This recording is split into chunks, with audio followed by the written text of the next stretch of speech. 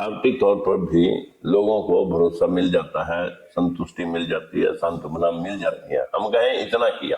उसके लिए काफी है। क्योंकि नायब सैनी जी के कहने से कोई एक भी टिकट बीजेपी ने नहीं दिया। यहाँ तक कि हमारे परिवार के सदस्य को भी उठा के ले गया और मजबूरन में जब कहीं भी यहाँ मुख्यमंत्री को ना हरा दे, पवन सैनी को नारायणगढ़ भेज जाओ और हमारे टिकट को चेंज कर गए, जो वादा करके ले गए वो नहीं दिया, हमने फिर भी साथ दिया। पवन सैनी का पूरा भरपूर साथ दिया वहां पर, कितना के मुख्यमंत्री बनाया है भाई, उसको सपोर्ट मिले। लेकिन जो भरोसा बैकवर्ड क्लासेस को मुख्यमंत्री बनने से पहले बहुत सारे मुख्यमंत्री, शिवराज चौहान, पता नहीं और कौन कौन मुख्यमंत्री, झारखंड में नाम मेरे ध्यान नहीं आ रहा, हेमंत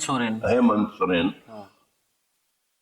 सब जो भी बैकवर्ड क्लासेस है या निचले तबके से जो मुख्यमंत्री बने, उन सब के ऊपर लगाम अपर कास्टों के, चाहे जुडिशरी के माध्यम से, सीबीआई ईडी के माध्यम से सकंजा इस प्रकार से कस दिया जाता है कि वो कुछ कर ना सके। और जैसे ही मोहन यादव की जब बात चलती है तो उसका प्रेशर पूरे देश के बाकी के लोगों के ऊपर भी गया है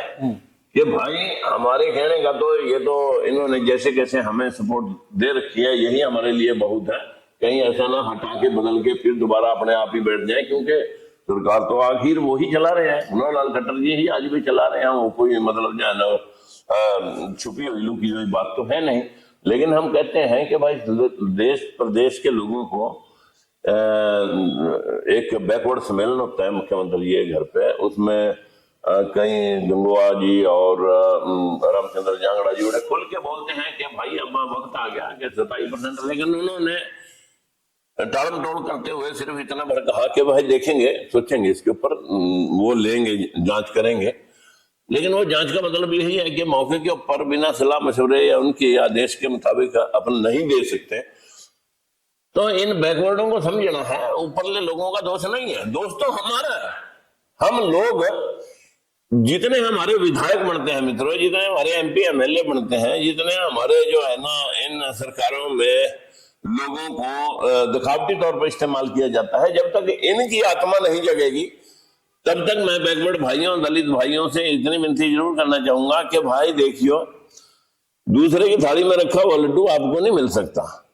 वो तो जिन लोगों ने परोपकार करके किसी को बैठा रखा है वो उनके खिलाफ कैसे जाए, वो तो उसकी मजबूरी है। ये तो बात आप बाबा साहब भीमराव अम्बेडकर से ही आप समझ सकते हैं कि इन कांग्रेस के लोगों ने भी जगजीवन राम सर पे बैठा के रखा, लेकिन बाबा साहब को वहां नहीं पहुंचने दिया। तो भला हो बंगाल के जो आज बांग्लादेश में चला गया, जो पाकिस्तान में चला गया भाग, उन लोगों ने इनको बाबा साहब को जो है ना राज्यसभा में भेजा था, उन लोगों ने वहां से चुन के यहाँ भेजा था। अगर इस व्यवस्था को आज से देख रहे हो, सरदार पटेल एक ऐसे निर्भीक और निडर